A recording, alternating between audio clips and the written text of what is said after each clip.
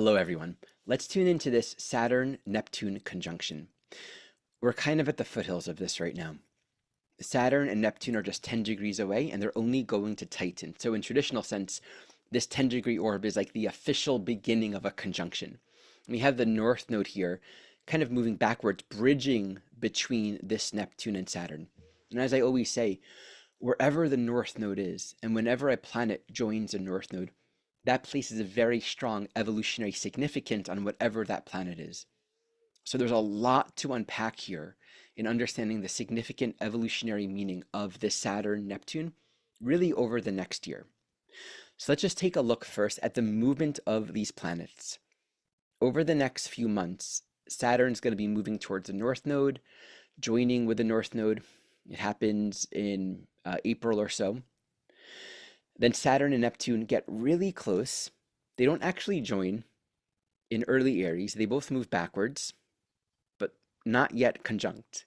They move into Pisces and then move direct. It's interesting because Saturn's still within an orb of a conjunction to this North Node. So this North Node Saturn dynamic is very much this entire year, you can say.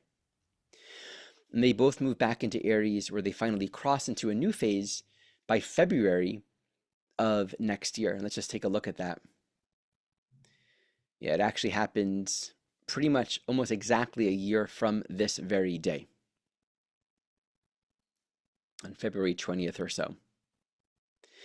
That's an interesting day. That's actually, that's in the midst of eclipse season. That's going to be powerful. So yeah, we have this whole year of this balsamic phase, this completing of a cycle on the cusp of Aries and Pisces between Saturn and Neptune. So before I begin to unpack this, I want to just make a couple announcements. I have my full year training program that begins at the very end of March. Enrollment is open. We're beginning to get some students in, so I'm very excited for this year's cohort. This is an opportunity to delve deeply into the study of astrology from a soul focus. These teachings are rooted in the lineage of evolutionary astrology as taught by Jeffrey Wolf Green, and I'm grateful to be carrying this work and continuing to grow along my own journey through teaching. So check it out in the description below. It's available both as a live program where we have weekly meetings, online forum, extra practice groups, options for even direct office hours with me, and also as a self-study program for those that want to study at their own pace and don't want to commit to a full-on program. All of that in the description below. Okay, so I just want to focus on one dimension. Since we're just in the beginning of the Saturn-Neptune, I'm not going to go super deep, but this is a very helpful introduction. Saturn is form, structure, time, space, limits. One of the most tangible ways that we all experience that, besides for like everything that's around us, which is defined and formed and physical, that's Saturn, is the experience of aging, right? Is the experience of maturing in life and needing to get a job, is the experience of facing the consequences of our behaviors and our actions. I was listening to a talk recently where someone was speaking about himself, that he had a pattern of depression. And over the years in taking therapy and working on himself, he realized he is one who is inclined towards depression. Because of that, he knows that if he doesn't take care of himself with his diet, with his habit, with his practices, how he lives, if he doesn't regulate a conscious lifestyle that will support his state of mind and generate, positive direction towards purpose and meaningful cultivation, he will fall into depressive mind states. And he said there's certain things in life where it's just a part of the program. It's something that you need to always work on. And if you stop working on it, you're going to slip. And I was thinking of that, and I really appreciated that because, think about Alcoholics Anonymous or anyone that does any kind of addiction program. You don't usually hear, I used to be an alcoholic and I've recovered. There's an awareness of how fragile the mind is. I'm a recovering alcoholic. I can really understand and respect that orientation. Obviously, on the deepest level, we're not defined by anything, but on a Saturn level, we appreciate there's a tendency for our patterns in our mind and our thinking to become conditioned by habits, and to really establish new habits and to get ourselves out of the rut of negative behaviors. We recognize our weakness. We recognize, yeah, I have these strong tendencies and patterns and I can easily slip. So I'm not going to pretend that I'm recovered. I'm going to acknowledge that I need to work on myself. I need to establish clear boundaries and parameters and self-awareness and be mindful of my limits. Because if I don't, I know I can fall back into patterns, and I can absolutely relate to this in many regards in my life. I'm certain if we're honest with ourselves, we all can. And this is not about keeping ourselves in a place of shame and self-punishment. It's about the humility of recognizing that in order to grow, there's a threshold of wisdom where we recognize the need for conscious limits and boundaries. That if we don't embrace them, we will slip into old patterns. Now, there comes a point along the soul journey where that can fall away, but that's not in our jurisdiction, right? There's a genuine spiritual transformation that does occur along the journey. And if it happens, and we'll know. But if we're premature, it's like trying to graduate high school before you entered into ninth grade. This is why Saturn can feel very slow and very heavy and very difficult, because you got to embrace the limits and the parameters of your curriculum, of where you're learning and growing right now. And if we try to jump ahead, we're not going to become fully integrated. So life on a very root chakra level doesn't work well when we don't establish the necessary foundations for growth. And so we can think about our life, what are the things we want to succeed in? What are the habits we want to change? What are the ways in which we want to become happier and healthier? And in that sense, from a Saturn perspective, where do we need to bring choice and agency and willingness, engagement into actively embracing the limits and the practices that will help? I recently uncovered a particular body condition and I've been researching it. And these are one of those things where there's no known remedy or cure, but there are many practices and supplements. And I'm thinking, well, this is really humbling, because to work with what I'm, experiencing, it would be perhaps naive of me to try to Pisces it, right? I'm going to try to get rid of it. And a lot of times we try to get our life to the state where we're not going to have any stresses or problems or limits. And that's not always the answer. Because in that sense, we're not really embracing the strengthening and the growth and the maturation that our conditions actually want to bring forward from us. So I've been appreciating learning about this condition and what changes I can make to maybe never suffer, but it might mean I need to continue doing certain things mindfully to be aware of myself and my behaviors and patterns, to not fall into suffering, to not fall into pain.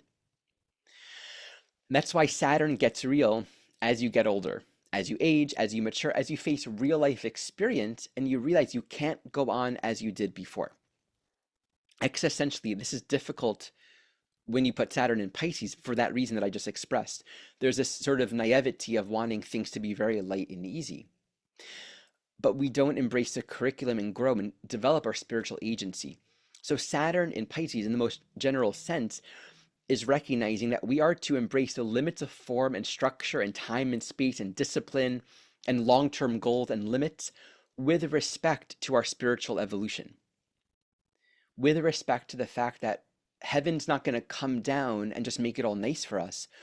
We come into this world to grow and to evolve. And it's about spiritualizing and using this life mindfully and thoughtfully to engage all these Saturn parameters in a way that helps.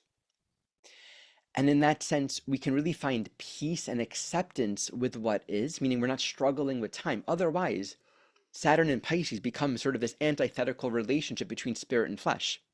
There's like the limits of form and time, but I'm a universal timeless being. What do I do about that? We don't want to have that sense of dissonance. And the way to not have that dissonance, I feel, is the practice of bringing discipline and meaning into our use of time and space. Otherwise, we're simply not going to get anywhere. Now, the other extreme is where there are too many rules, too many limits, too many boundaries, too many do's and don'ts. And then that suppresses the spirit. So we want to really be mindful and self-reflective of the structural realities that we're creating for ourselves, that they don't become oppressive and kind of take us away from spirit. The idea is for that to make us, for the structures to make our life a little more livable, right? To actually draw our attention away from the struggles of the world, from the struggles of the body, from the struggles of being an adult, of time and space, to be in balance with them so we're not struggling. which means we can really devote our attention to the deeper spiritual cultivation that is at the heart of this soul journey. So when you bring Saturn moving into Neptune, naturally, these are all the themes that begin to emerge. These are the core dynamics. And just what I'm wanting to focus on in this teaching is just the value and the importance at this time in recognizing that this Saturn Neptune is naturally bringing up for all of us a need to embrace both, one, more definition, more limits, more self-responsibility to nurture our lives with respect to our deeper spiritual goals and desires. But it takes effort, and we have to embrace new choices to cultivate ourselves thoughtfully. Otherwise, it's like that dopamine rush of Pisces. If we're not making choices or creating boundaries, we'll just flow with whatever happens, but we're not going to get anywhere. And remember that Neptune can really avoid boundaries. I don't want to create boundaries. I don't want to discern, because it's about unity. And that's the teaching here. We need to be co-creators. So if there's a struggle in our life, this Saturn Neptune says, yeah, well, that makes sense. We're really maturing right now. There's a great spiritual maturation happening with the Saturn Neptune. So that's one dimension, this embracing of conscious boundaries and spiritual discipleship, which might mean it, we're being called into a dimension of strength and self-responsibility that maybe we've never known. Maybe it feels limiting and we don't want to be limited, but there might be a little more freedom and expansiveness on the other end of that.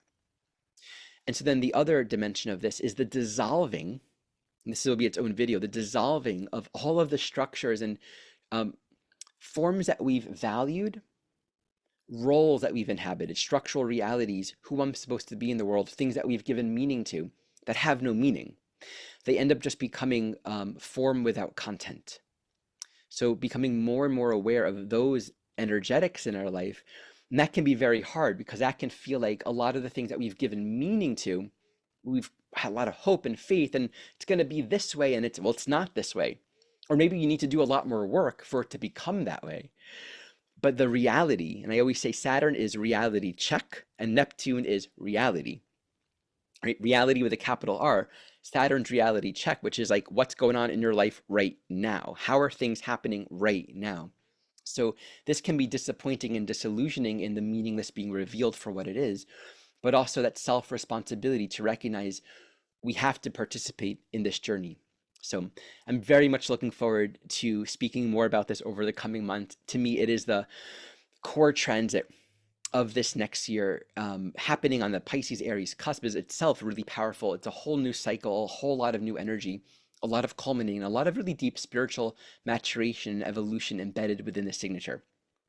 All right, as always, thank you so much for watching.